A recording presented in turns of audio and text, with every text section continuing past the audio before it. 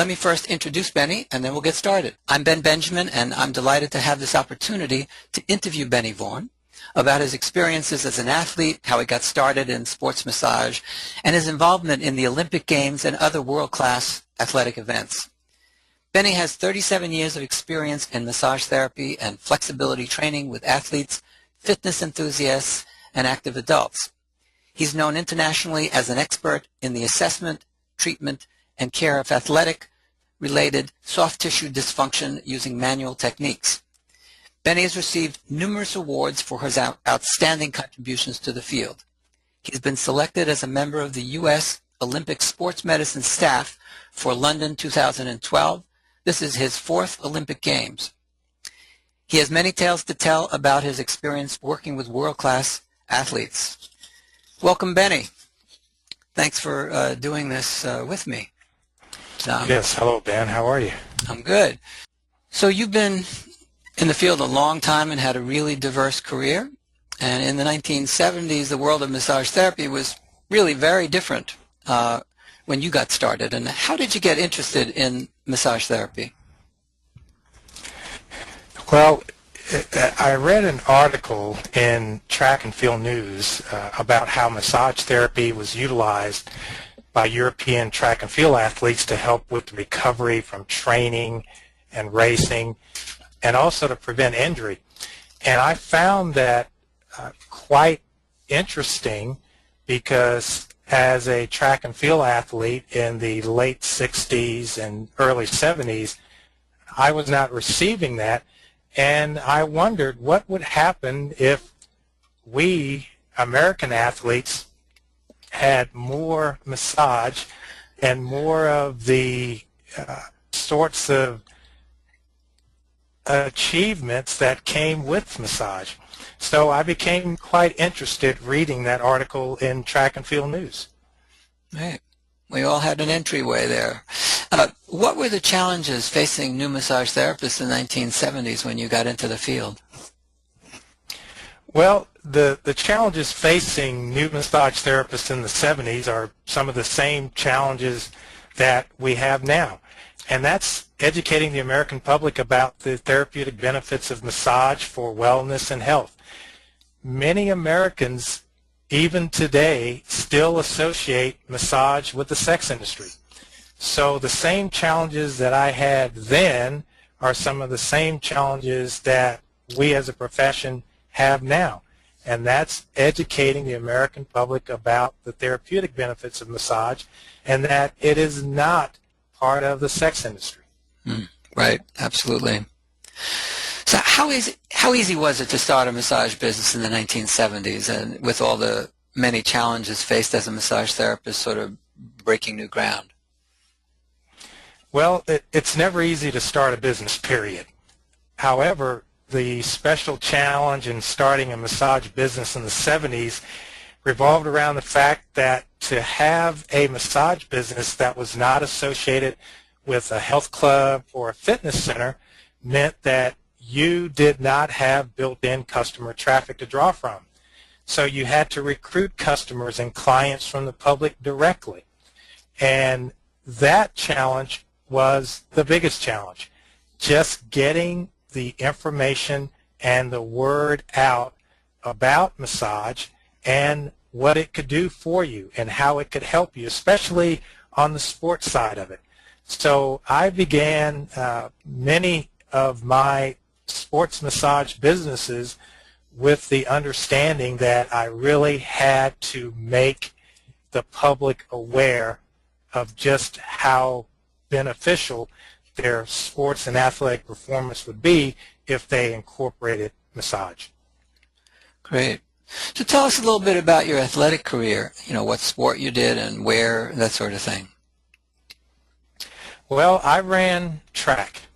I ran track in high school from the 64-65 season. I graduated in 1969. And I ran track in the state of Georgia. And I had a great career in track in the state of Georgia. At the 1969 Georgia State High School Championship, I received the Most Valuable Athlete Award for my performances in winning the 880, the mile, and running on the winning mile relay. That particular year, I also won the Georgia High School Cross Country Championship. And on top of that, I ran a half marathon my senior year in high school in Atlanta, and I won that mini marathon. From there, it gave me an opportunity to go on to the University of Florida, where I attended on a full athletic scholarship in track. And our 1969 cross-country team had a 10-0 record, and I was part of that. I was also part of our winning 2-mile relay team that at one point in time held the world's record in the 2-mile relay. So track was what I did, and that has been my athletic love ever since. It sounds pretty exciting. So was there a specific time that you identified sports massage as a niche that you wanted to specialize in? There was, and I'll tell you when it began. I read two books. One was A Physical Examination of Spine and Extremities by Stanley Hoppenfeld, and the other was Textbook of Orthopedic Medicine by James Syriacs. And I read those two books, and it became apparent to me that massage could be used in the care and prevention of muscle and tendon injury from sport. So those two books really got me started to really look closely at how to integrate massage into sport. Right. So you were a massage therapist for several years before you identified athletic training as an academic specialty. What led you to the decision to return to school to get training as an athletic trainer? Well, I had been a working massage therapist for 10 years when I reached a point in my massage career where I felt that I needed more orthopedic assessment skills and knowledge in order to identify and understand various complaints that massage clients had. When I attended massage therapy school in 1973, there was no training and assessment in massage school. And this was the general state of massage therapy education at that time in the United States. I looked at physical therapy and athletic training. And athletic training fit because athletic training is the treatment, prevention, and care of athletic injuries. And the minimum requirement was a 4-year college degree in the health sciences.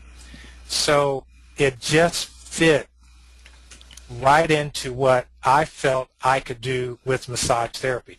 So I entered the University of Florida, and I entered the athletic training program and the health education degree program, and it gave me exactly what I needed to make that integration with massage therapy. So Benny, tell us about some mentors that you had in the athletic training field. Well, I was very fortunate because I studied under and trained under Mr. Chris Patrick. And Mr. Patrick was my athletic trainer when I was an athlete at the University of Florida in 1969. So he had been there a long time and had a great deal of wisdom and knowledge and the sorts of things that just aren't in the textbooks. So I was quite fortunate to have that opportunity to study with him. He's a Hall of Famer in the National Athletic Trainers Association. He has been inducted into every Hall of Fame that's available for athletic trainers, and he has some 50 years experience as an athletic trainer. So to be mentored by him, to be guided by him, it was golden for me. That sounds great. So you pioneered the integration of massage therapy with sports medicine at the University of Florida Athletic Association. How did that process get started? Well, I made a presentation to my boss and mentor at the time, Mr. Patrick, And what I told him is that I could arrange for massage therapy to be available to several sports teams at the University of Florida Athletic Association. The catch was that it had to be provided at no cash charge because nothing in the budget was allocated initially for a service that the Athletic Association, were not sure of. I recruited several local massage therapists along with myself, and we put in hundreds of hours of massage the first year to convince coaches of the importance and benefits of massage therapy. The second season, massage therapists were paid and budgets had allocations for massage services for teams. And that current program is still in existence at the University of Florida Athletic Association. That's great. So were the athletes in some sports more receptive to the use of massage therapy as an adjunct to their sports medicine care than others? Well, all the athletes were receptive, needless to say. Swimming, track and field, tennis, gymnastics, football, basketball, and baseball at the University of Florida were all receptive to the idea of incorporating massage therapy into their total sports medicine care and their whole sports health program. Benny, did you give all of those sports treatment at the time? Yes, all of those sports that I named, swimming, track and field, tennis, gymnastics, football, basketball, and baseball, all received massage therapy. So it was quite an undertaking, and what I would say is those massage therapists that I was able to convince in Gainesville, Florida, to come on board that first year to do all this work gratis, it really paid off, and they really contributed to us pushing this forward, where other athletic associations picked up the idea. Wow, great. Were other healthcare professionals receptive to the use of massage in the sports medicine arena, and how did you overcome any concerns that they might have had? Yes, they were concerned somewhat. The key was to refer when appropriate and to have enough knowledge to know when a situation was outside the scope of practice and experience of a massage therapist. That was the key. Also, at the same time, educating other healthcare professionals about appropriate utilization of massage therapy in the treatment plan. So basically, letting the athletic trainers know when is it appropriate to have massage therapy included in the treatment plan. Teaching the physical therapists at the Athletic Association when is it appropriate to have massage therapy in the treatment plan. All of those components made it really easy for the sports medicine staff to receive massage therapy. Benny, did it help that you were an athlete and one that had done so well? Did that help you to relate to all these people in that department and the athletes as well?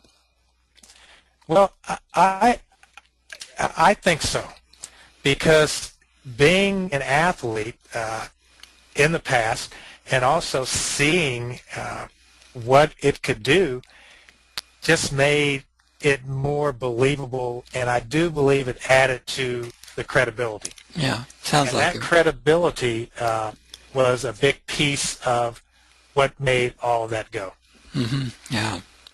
It sounds like you did everybody in the profession a huge favor there, because that's grown a lot. Can you describe how the receptiveness to massage therapy has changed over the last several decades, and that as well, how have the attitudes of athletes and other sports care professionals changed over the years?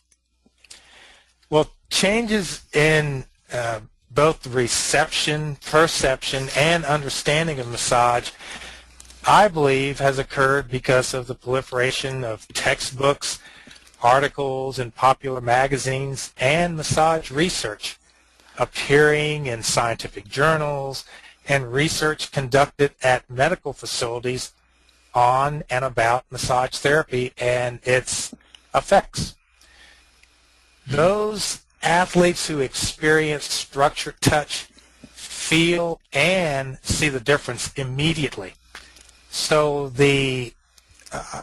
all the research that we're seeing and all the articles that are appearing in journals and popular magazines has really contributed to making a difference in understanding massage and the reception of massage. So are there still hurdles to overcome in integrating massage with sports medicine? Well, yes. And I think most often the challenge is educating other sports medicine professionals. Luckily, I have colleagues and associates who have been both protégés and students of mine who have written excellent books on the subject of massage therapy in sports. Authors like Scott Lamp and Patricia Benjamin, who wrote Understanding Sports Massage, Pat Archer, who wrote the book Athletic Massage, and Whitney Lowe, who was a protégé of mine for many years, who wrote the book Orthopedic Massage. And I recommend these books to other sports medicine professionals to help them better understand how massage therapy can be seamlessly integrated into sports medicine care. Now, working with athletes, particularly with elite athletes, seems like a glamorous job to many people. What can you share with us, with aspiring massage professionals, about what is it really like in the world of sports massage at that level? Well, what it's really like is that it's incredibly challenging. And it requires the massage therapist to operate on time schedules that revolve around competition. In track and field, for example, an athlete's competition may be completed at 11 p.m. However, your work as a massage therapist and athlete support professional is just beginning. It's not unusual for me to give a massage at 2 a.m. at our team clinic facility set up at the hotel or the athlete's village. Oftentimes, after an athlete completes their competition, they have the media interviews. Then they have doping control for drug testing. And prior to that, they have the awards ceremony, then athletes processing. Then they have to eat, visit with family and friends. Now, once all of this is accomplished, the massage therapy session begins some 4 hours after the last athlete has finished.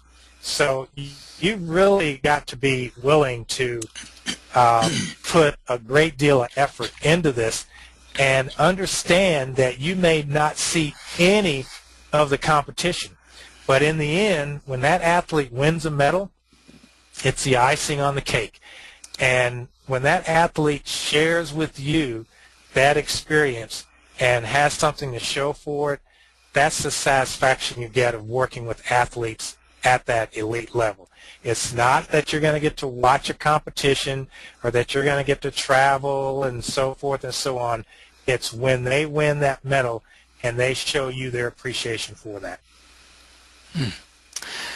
So you travel all over the world for international sporting events, and you've had a deep involvement with 4 Olympic Games. What was your first Olympic experience, and how did you get the opportunity to participate in that? Well, first, I've attended every USA track and field Olympic trials since 1984. My first Olympic experience was in Atlanta, 1996. I was hired by the Atlanta Committee for the Olympic Games, ACOG, as a manager for athlete medical services. And I would dare say that it was the first time a massage therapist had been hired in that position. And at Games time, I worked in the sports department as the medical liaison at Olympic Stadium during the track and field competition. And what that means is that I handle any types of medical problems that came up between the physiotherapists, massage therapists, athletic trainers of the various teams and delegations, and came up with ways to resolve that. So it gave me a great deal of satisfaction knowing that a massage therapist was actually managing this part of an Olympic Games and dealing with athlete medical services. So now I have an opportunity to be on my way to my 4th Olympic Games that I will be involved in directly with the USA Olympic team. So I feel quite privileged and quite satisfied, and massage therapy is what's gotten me to all of these Olympic experiences. So you went in 84 and 88 and 92 just as a spectator before, is that right? No, I was involved with all of the USA Olympic trials. Okay. So during the trials, which in my opinion, if you can't go to the Olympic Games and you like track and field, the next best meet to go to is the USA Olympic trials. I see. So can you share your experience in international sporting events about the key benefits of massage and how it's perceived both in the United States and in other countries around the world? Is there a difference? Well, massage in the United States and the world of sport is viewed as a critical element in sports healthcare. This has always been the case in Europe and Asia. The United States, however, in my view and experience, has caught up and continues to make forward progress. And in some instances, I believe we've actually surpassed many. Mm-hmm. Much of the benefits and perception of massage comes about because athletes demanded these services. They demanded these services from their agents, their managers, and their coaches. The athletic trainers in the United States have begun to embrace the importance of including massage therapy in their overall sports healthcare strategies now with their athletes. After all, massage was a foundational skill of the early old school athletic trainers. The trend currently is swinging rapidly back to the inclusion of hands-on massage care in sports healthcare. And massage therapists have been a huge part of driving that inclusion. So Benny, what are some of the challenges you faced during the Olympic Games as a massage therapist? Well, the biggest part of the challenge is taking care of yourself. So you've got to take care of your body, especially your hands and your feet, because you're using them both for more than 12 hours a day.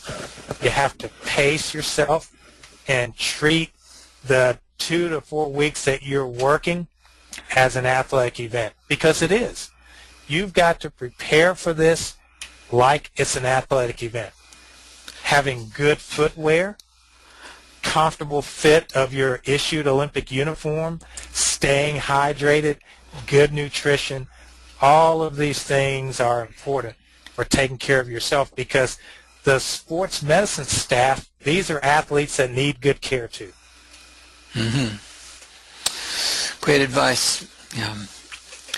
For massage therapists who are interested in working with athletic teams and perhaps even the Olympics, what additional training would you recommend? Well, I'd say go out and get additional training, period. But areas that I think are key, you've got to have some fundamental orthopedic assessment skills. And there are many good orthopedic assessment skill books that are out there now that are written by massage therapists, including yourself, Dr. Benjamin, that will help massage therapists get those skills. Make sure you understand musculoskeletal anatomy, and any good anatomy book will take care of that. Understand fascial anatomy. I think Tom Myers has done great work outlining fascial anatomy in the manuals and textbooks that he's written, Anatomy Trains in particular. And then understand kinesiology. And good kinesiology will help you with good assessment, and good assessment will help you understand musculoskeletal anatomy and fascial anatomy. So those are 4 key areas that I think can make a difference in helping you to get better with your massage and how it can be integrated into working with athletes and working in sport. How else can massage therapists prepare themselves to work with world-class athletes? Well, to work with world-class athletes means that you've got to be willing to go the extra yard. And I think that a good place to start is donate professional services as a volunteer. And you can do that for regional, state, or national sporting events. Two sports in particular where those are often welcomed are track and field and swimming.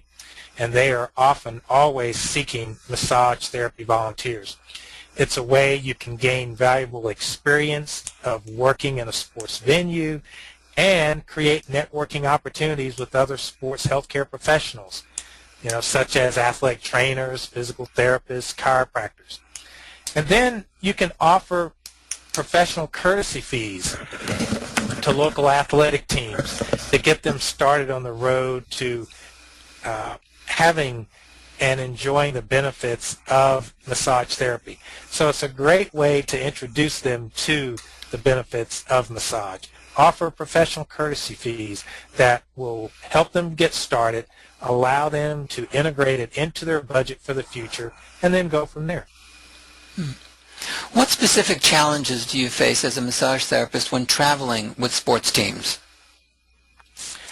Well, the challenges that you face are practical challenges. First, protect your hands. Protect your hands. I wear auto mechanic work gloves when I'm handling luggage and gear bags at airports.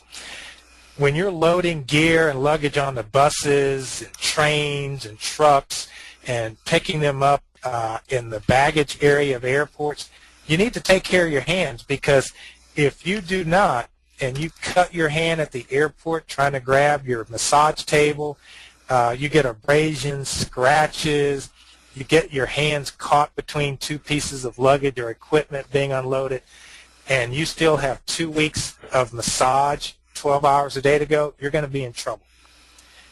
The next practical thing, purchase a massage table that when you have it folded, it meets the airline's total linear inches size, or you will pay as much as the cost of your massage table to just travel with it. So you can avoid oversized charges by getting tables that fit the 60 to 62 total linear inches. Wash your hands often. I don't have to say that for massage therapists, but it makes a difference when you are seeing so many people. I sleep in cotton gloves at night. I use an anti-inflammatory cream along with a heavy concentrated therapy hand cream at night. And always make sure that you are not cutting your cuticles, because if you are cutting your cuticles, you can be sure that you will get a bacterial infection called paronychia, and you'll have to take antibiotics to remedy it. And then make sure you're spending time recovering. Mm-hmm. Take hot baths, stretch, treat yourself like an athlete.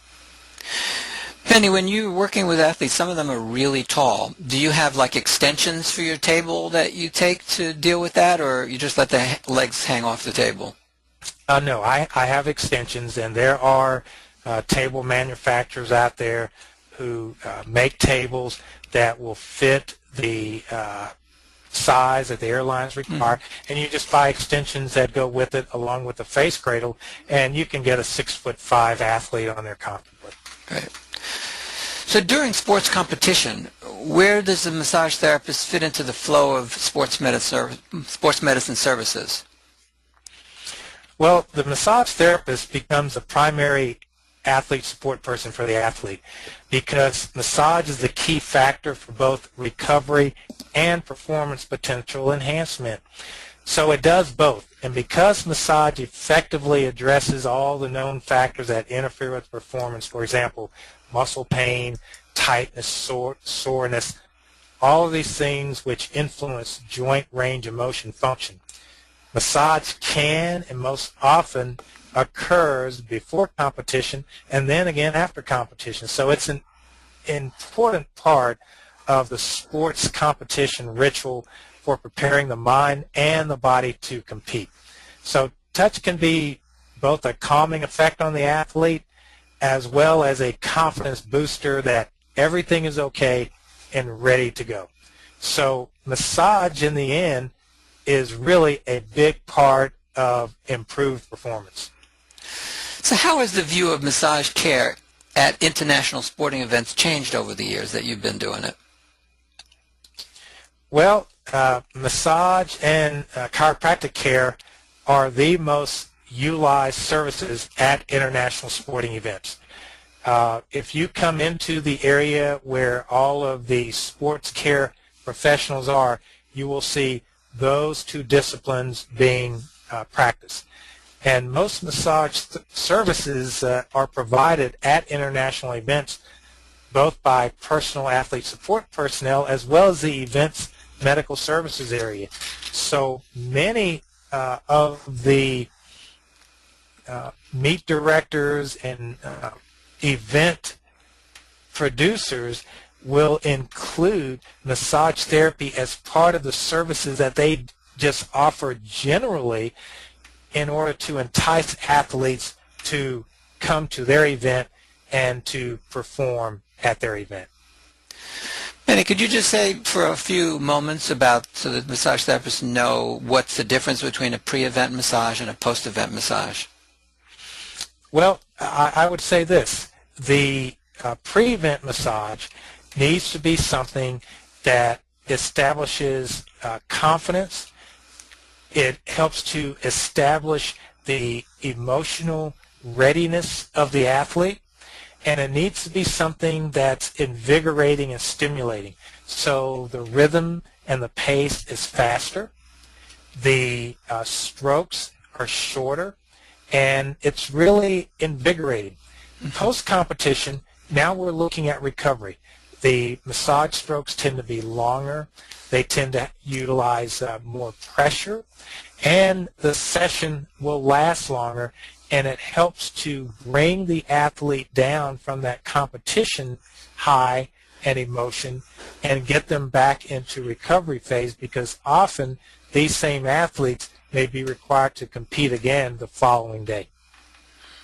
All right. So how do you market and brand your current massage therapy practice when you're at home now? Well, I brand it as athletic therapy. And by using the term athletic or using the term sports, it automatically facilitates self-screening by potential clients. So if the potential client sees the word athletic or sports in the branding of your massage therapy practice, it creates screening where potential clients who are appropriate for what you'd like to do are more interested in what you have to provide.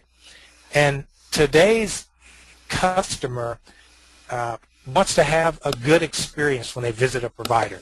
So the massage therapist should incorporate some stretching. The massage therapist should incorporate information and resources for the clients on what they can do to take care of themselves, so that that massage therapist now becomes a resource overall to enhance that client's athletic and physical performance. Whether they be a competitive athlete or a recreational athlete, they will all benefit from branding in terms of athletic or sports. So what are some key factors that you've addressed to build a successful massage therapy practice? Well, I think you need to provide a total experience for people. And that total experience can be begin when that person arrives. And so some of the simple components that make a successful massage therapy practice. Be on time for all your appointments. Finish on time for all your appointments. People want to have a good experience visually. They want to have a good experience, what they hear, what they smell, what they feel. So don't sell time to people. Sell sessions. Don't sell your massage by the minute. Sell the session, because that puts you into a professional light rather than one, well, I think I only want to buy 5 minutes worth. That's not professional in my view. So don't sell time, sell sessions. Offer savings incentives to prepay for future sessions. This gets the person committed to the process because they've prepaid. They get some sort of financial break by prepaying, and it ensures their commitment to incorporating massage therapy into their overall wellness and health care. Be willing to come early, stay late. You've got to show the client that you're willing to go above and beyond to make a difference for them. And then give your best clients your personal mobile number, so if they ever have an emergency that's appropriate for massage therapy, they can contact you. Don't give it to everyone. Only give it to your best clients. And that gives your clients a sense of security and assurance that you are, in fact, important, that they are, in fact, important to you. That's how you build a successful massage therapy practice. Benny, what do you see as some of the key challenges facing the massage therapy profession today? Well, I think a big key challenge is improving professional self-esteem. And you can improve professional self-esteem by better quality education. A profession is judged by how it educates itself. So better quality education will give better professional self-esteem. And then having higher performance standards. And higher performance standards means understanding anatomy and physiology and kinesiology, really knowing it from A to Z, knowing it from top to bottom, from side to side, front to back, knowing anatomy, knowing kinesiology, understanding physiology. All of these things are key challenges, but in the end, if we accept those challenges, we will have a tremendous improvement in professional self-esteem, and your clients will feel that from you. Benny, do you have any thoughts about how many hours of training? There's all sorts of debates about whether it should be 600 or 500 or 1,000 or 2,000 hours. Do you have any thoughts about that? Well, my thoughts, Ben, I went through in the early 70s. The program that I went through in the state of Florida was 1,050 classroom hours. So it took 10 months to a year to complete the program. Mm-hmm. And I would say that having a longer period of time allowed me to actually integrate what I was being taught. And I think the ability to integrate what you're being taught, the hands-on, the practice under the guidance of your teachers, makes for a better therapist in the end. So how many hours it takes to do that, I don't have an opinion one way or the other, because I've seen, 600, 700, 800-hour programs that didn't appear to have enough substance of integrating what was being taught. So I think a key piece is integrating what's being taught in the classroom and moving it to table side and how to work with the client. Yeah. That may take 600 hours. It may take 1,000 hours. You might be able to do it in 400 hours. But there's got to be that integration. I mean, I think the therapists who are interested in really developing their skills keep training and keep taking workshops, keep doing other programs, and do many, many more hours than the base that they started with. And absolutely, and those massage therapists that do that are typically the ones that I see out there who are more successful, have more clients than they know what to do with, because they have really gone above and beyond to integrate by taking additional continuing education and workshops and things that inspire them and helps to stimulate their creativity. I agree. So, how have you managed your self-care in order to remain vibrant and productive after 37 years of doing massage daily? Well, one, I prepare for massage therapy sessions in the same fashion as an athlete prepares for sports competition. Exercise is medicine. You've got to train. You've got to be flexible. You've got to have strength. You've got to have endurance. You've got to have good nutrition and hydration practices. So exercise is medicine, and that's the medicine that I take to manage my self-care. The other part of remaining vibrant and productive after 37 years of doing massage daily is that I go to continuing education. Massage education can inspire the soul. Education nourishes the soul. And so I go to conferences, I sit in on other presenters, I take continuing education, and when I go to athletic events to work as a massage therapist, I network and exchange ideas with other massage therapists from other countries, from other teams. We exchange thoughts and creative ideas on how to address various types of orthopedic situations that we're all faced with. And that inspires me.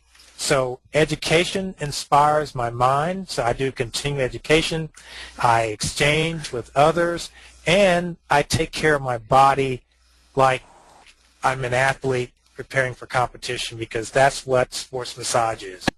What do you do to keep your massage therapy sessions effective with predictable outcomes? Well, 5 key areas that I look at, and all those things can create an effective session. I like to focus on the primary complaint.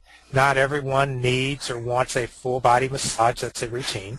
So you change the session to fit the needs of that visit. Utilize tools, various modalities, various topical applications, because not everyone needs the same type of massage cream or lotion or oil. So vary and adapt your tools based on what type of situation you're faced with. Educate your client. Teach them self-care, and provide some resource guidelines for those clients so that you become a focus of simply good wellness and good health care for them. So you taught massage therapy and sports massage for 25 years across the United States and Europe. What are some memorable teaching venues for you? And you took a self-imposed 12-year sabbatical. Are you planning on teaching again in the near future? Well, first, I am planning on teaching again, and I'm looking at probably taking on individuals in sort of the old school mentoring apprenticeship method of teaching, because I enjoy that one-on-one type of interaction.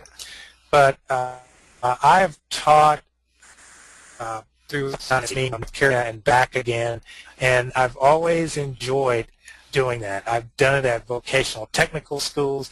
I've done it at individual massage schools, including ones that I utilized that I had back in the 70s and 80s. But I've taught in Spain, I've taught in Australia, I've taught in Ireland, I've taught in Germany.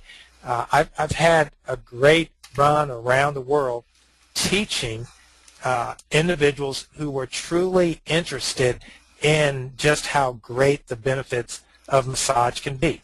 So I think I'm probably going to move back into teaching again in the near future.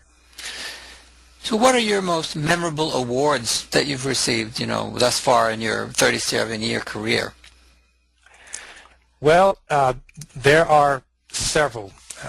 One, 1989 in Toronto, Canada, I received the National Meritorious Award from the American Massage Therapy Association at their first and only international conference. Now, they hold conferences every year, but this was the first international conference they held, and to receive the National Meritorious Award at that particular conference was significant for me. In 1996, the Florida State Massage Therapy Association, which is the association I grew up with in my massage career in the state of Florida, awarded me an International Achievement recognition. And that International Achievement Award, coming from the Florida State Massage Therapy Association Board of Directors, was a great moment for me, because that was, in fact, my home massage association. It's where I cut my teeth. It's where I grew up. I also received an award from the National Athletic Trainers Association. In 1999, I produced a sports massage video to highlight and promote sports massage in the athletic training profession. I thought that this would be a way that I could reach more sports medicine professionals about the benefits of incorporating massage therapists and massage therapy in their sports medicine. The National Athletic Trainers Association gave me an award for Best Video Production on a subject of great interest to athletic trainers nationally, and I received that award in 1999. And then lastly, an award that I'm very proud of is in 2010, I received a Distinguished Alumni Award from the University of Florida, from the College of Health and Human Performance, for my efforts in massage therapy and athletic training. And to receive recognition like that from your university for your efforts professionally in your chosen profession of massage therapy and athletic training was quite a highlight for me. And to receive that award from the Dean of the College of Health and Human Performance, to have many of my friends and colleagues attend that awards dinner, that was big. And I think it was even bigger because much of that award was centered around my efforts through massage therapy and health education. So those are some of the most significant awards that I've received and am most proud of. So what do you think the future of massage care in sports is? Well, I think it's bright. It's very, very bright. And the reason it's very bright is because structured touch, massage therapy, provides human beings with an opportunity to draw focus on the beauty, the strength, and the power of physical performance. To see athletes do what they do, especially with an upcoming Summer Olympic Games around the corner, much of that is because they have had massage therapy, they've had structured touch. Their athlete support personnel, be it a physiotherapist, physical therapist, athletic trainer, chiropractor, medical doctors from Europe and Asia, who all incorporate touch, incorporate massage in preparing their athletes for the ultimate performance opportunity. I just think that massage care in sports, the future is incredibly bright, because we've already demonstrated what a difference it makes with individuals. So I think to all massage therapists out there, it's bright. People are looking for you. Athletes are waiting for you. And I think that the sky is the limit. Benny, thank you so much for sharing your experiences with us. It's very inspiring. Thank you so much.